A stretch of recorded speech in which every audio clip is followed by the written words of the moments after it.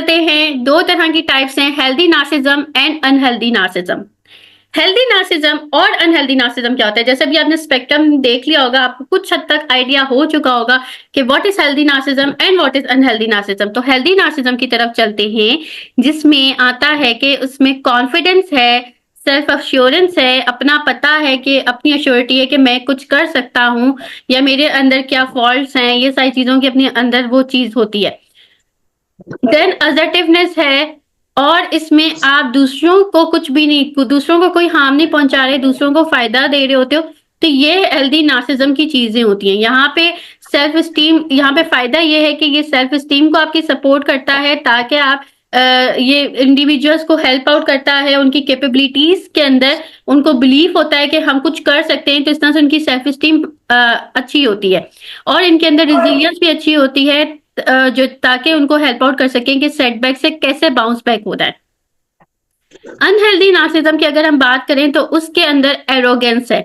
ये अपने अपने आप में कुछ कुछ होते हैं, ये अपने आप को बहुत ज्यादा समझते हैं, हाई लेवल का समझते हैं और दूसरों को लो लेवल का समझते हैं। इनके अंदर इंटाइटलमेंट होती है, टाइटल्स लेने का इनको बहुत ज्यादा शौक होता है, और लैक ऑफ एम्पैथी होती है, दूसरों से एम्पैथाइज नहीं करते। फीलिंग्स दूसरों की महसूस होती हैं, लेकिन वो एम्पैथाइज करने की जो चीज है ना, कि दूसरों की सिचुएशन में रख के खुद को फील करना, वो चीज इनके अंदर नहीं होती। और एक्सट्रीम सेंसिटिविटी होती है क्रिटिसिज्म से। मतलब जितना भी क्रिटिसिज्म ये फेस करते हैं, उसमें इनको एक्सट्रीम सेंसिटिव होते हैं, और ये बहुत ज्यादा एग्रेसिव भी समटाइम्स हो जाते हैं क्रिटिसिज्म सुन के।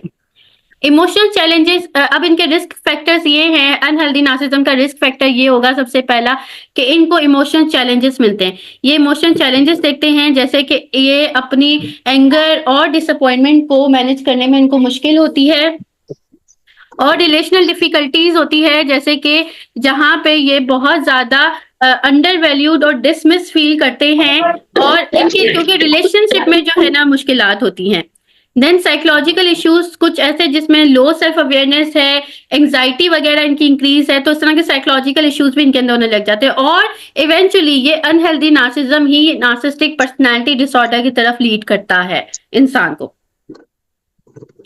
अब अगर इसकी एक्टिविटी देखी जाए, तो आप लोग उस टाइम पीरियड को रिफ्लेक्ट करें जब आपको बहुत ज्यादा पॉजिटिव वे में सेल्फ कॉन्फिडेंस फील हुआ हो, जहां पे आप खुद के लिए खड़े हुए हो, या आपने कोई अकम्पलिशमेंट की हो, या आपका कुछ भी कोई ऐसा टाइम मोमेंट ऐसा गया हो जहां पे आपको खुद पे सेल्फ कॉन्फिडेंस फील हुआ हो, और आपने उसको एग्जिबिट भी किया हो। तो वो मोमेंट कैसा था, वो सिचुएशन क्या थी, और कैसे आपके ऊपर पॉजिटिव इम्पैक्ट पड़ा उसका, और कैसे वो दूसरों पे पॉजिटिव इम्पैक्ट पड़ा?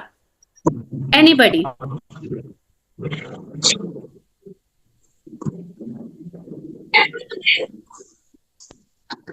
और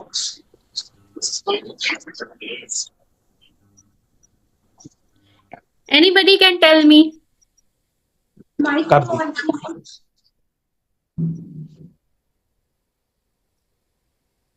who wants to tell? Raise hand.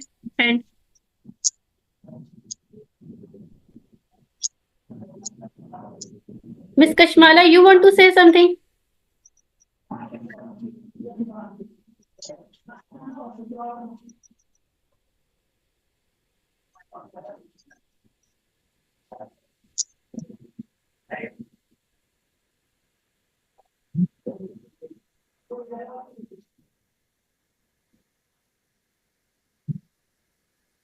Anybody can tell मी?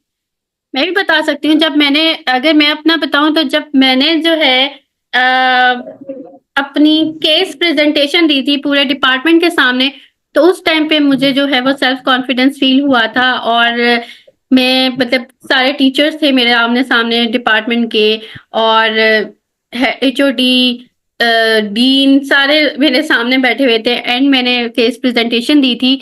और वो सिचुएशन जो थी, वो उसमें सिचुएशन जो थी उसमें जो है वो पॉजिटिवली इस तरह से इम्पैक्ट किया था कि मुझे पता चला था कि हाँ मैं कुछ कर सकती हूँ। एंड वो दूसरों पे ये एक्सपीरियंस था कि दूसरों को, क्योंकि वो प्रेजेंटेशन थी, तो दूसरों को प्रॉपरली समझ आ गई थी as compare to previous one जिनकी नहीं समझ आती थी। तो मेरा तो ये मोमेंट गुजरा था। अब आप लोग बताएं।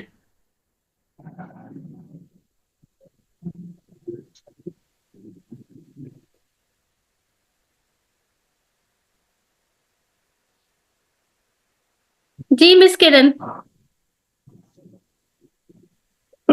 अस्सलाम वालेकुम मैम। यस मैम, मैं एक शेयर करना चाहती हूँ। हमारा रिसेंटली हमारी यूनिवर्सिटी में एक मेंटल हेल्थ वीक था, तो उसमें हमारा स्टॉल था। हमारा 5-6 बच्चों का था, 5-6 गर्ल्स थी। तो हम लोग बिग 5 पर्सनैलिटी टेस्ट असेसमेंट कर रहे थे।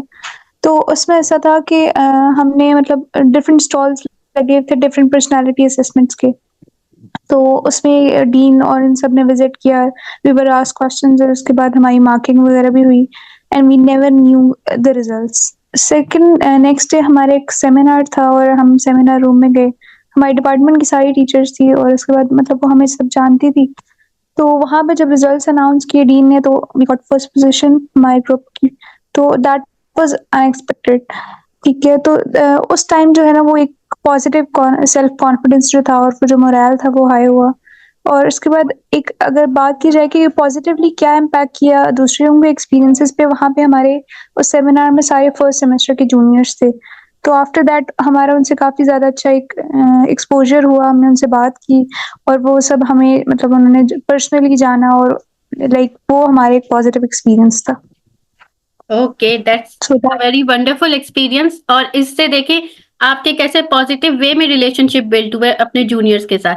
जी मिस्टर राजा शाहरुख। मेरा सबसे पहले सेल्फ कॉन्फिडेंस का तब हुआ था because I am a psychologist. तो सबसे पहले जब मैंने फर्स्ट इंडिपेंडेंट केस लिया था ना, साइकोलॉजिस्ट का मतलब as a with a client, तो तब मेरा सेल्फ कॉन्फिडेंस बढ़ा था जब मैंने उसको किया। फिर वो फॉलो अप पे भी आया तो आई वाज मेरा सेल्फ कॉन्फिडेंस इंक्रीज हुआ कि now I am becoming a better psychologist. That was good. और बिल्कुल क्लिनिकल साइकोलॉजिस्ट के लिए तो ये चीज़ बहुत होती है कि आफ्टर डिग्री हम जब क्लाइंट डील करें और उसको इंडिपेंडेंटली विदाउट सुपरवाइजर, तो उसमें हमारा सेल्फ कॉन्फिडेंस बढ़ना बहुत अच्छी चीज़ होती है। Any other person who wants to share, ताकि फिर हम आगे जाएं।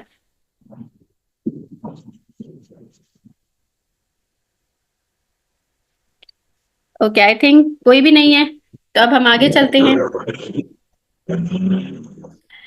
नार्सिसिस्टिक सब टाइप्स की तरफ चलते हैं। अभी अभी तक हमने नार्सिज्म देखा, अभी तक हमने स्पेक्ट्रम देखा, नार्सिसिस्टिक स्पेक्ट्रम देखा। अब हम नार्सिसिस्टिक सब टाइप्स देख रहे हैं।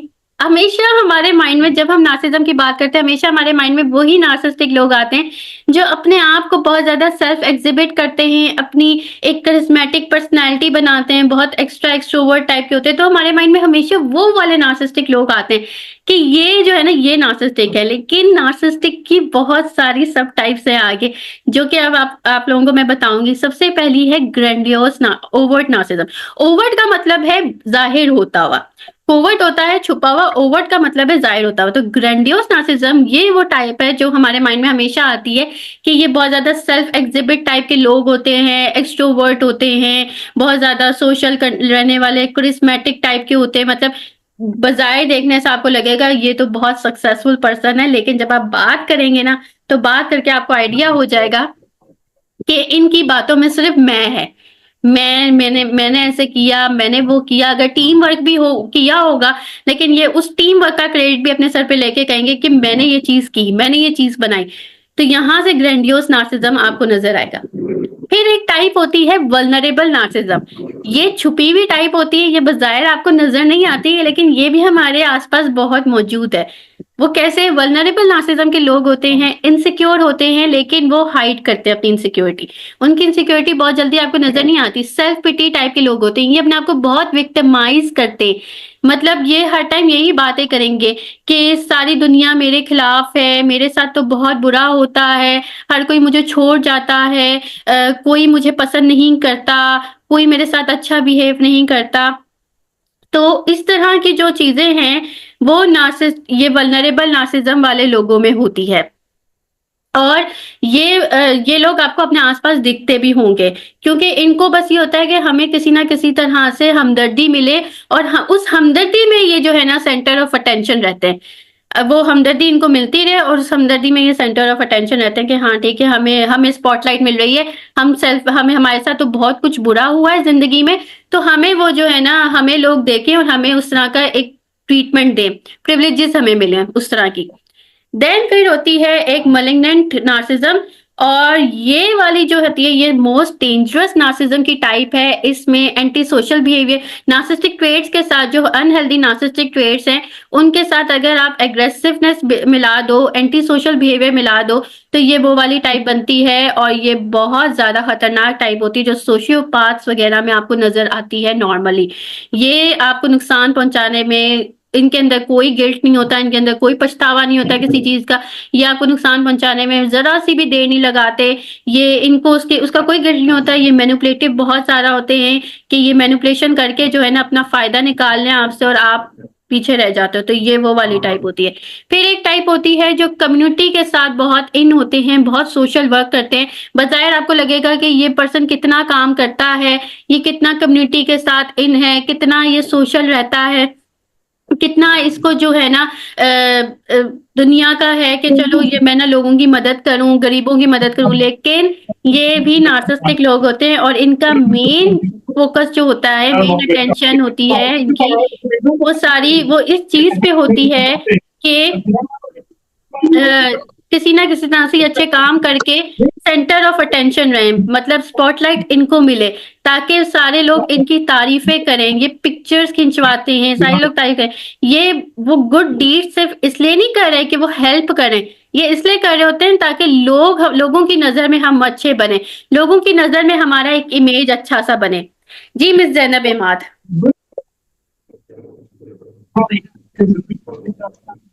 You want to say something? Actually ये हाँ, I have a question please Okay. कि फिर कौन सी चीज इसको डिफरेंशिएट करती है एंटी सोशल पर्सनालिटी को और मैलिग्नेंट टाइप नार्सिज्म को? क्या मतलब इसमें कैसे डिफरेंशिएट कर सकते हैं हम? देखिए, एंटी सोशल पर्सनालिटी डिसऑर्डर जो है ना, वो समथिंग ये होता है कि उसमें तो वैसे ही बिल्कुल रिमोर्स और गिल्ट वगैरह कुछ नहीं होता। लेकिन इसके अंदर नार्सिस्टिक जो एक एलिमेंट है ना कि मैंने नंबर 1 रहना है, मैंने जो है ना मुझे सारे प्रिविलेजेस मिले, मैं जो है ना मैं किसी को ये इनके अंदर ये चीज होती है। देखिए, एंटी सोशल जो पर्सनालिटी डिसऑर्डर है ना वो किसी भी चीज में हार्म करेगा सोशली, लेकिन ये लोग हार्म तब करते हैं जब इनको ये होता है कि कोई इनसे ज्यादा नंबर 1 पहुंच रहा है और ये जो है ना नंबर बिलो है, तो ये तब हार्म पहुंचाते हैं। और इसीलिए इनके अंदर फिर एंटी सोशल वो पर्सनालिटी वाली जो है ना वो ट्रेट्स आ रही होती हैं। इवेंचुअली ये उसकी तरफ लीड कर रहे होता है, Aahista Aahista anti social personality disorder की तरफ ही। अब इसकी आगे अगर मैं एक्टिविटी कराऊं तो ये आइडेंटिफिकेशन गेम है अभी तक की, मतलब जो मैंने टाइप्स आपको बताई हैं उससे related.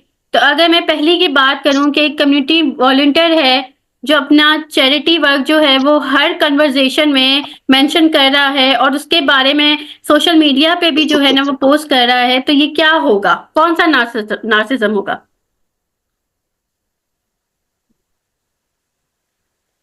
Yes miss Ramsha, communal narcissism. अगला है एक सीईओ है जो कि हर मीडिया स्टोरी में आना चाहता है, अपनी कंपनी के बारे में बताना, और जब उसके किसी टीम मेंबर को क्रेडिट मिल रहा होता है तो वो उस पे गुस्सा हो जाता है। तो ये कौन सा है? मैलिग्नेंट?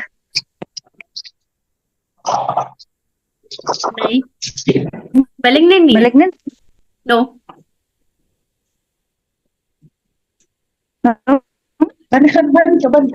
ये what? Grandiose, yes, okay, it is grandiose. क्योंकि उसको हर मीडिया स्टोरी में आने का शौक है और उसको यही है कि मैं नंबर 1 बनूं, और अगर कोई और नंबर 1 बन रहा है तो वो क्यों बन रहा है, उसको गुस्सा आ रहा है उस चीज पे।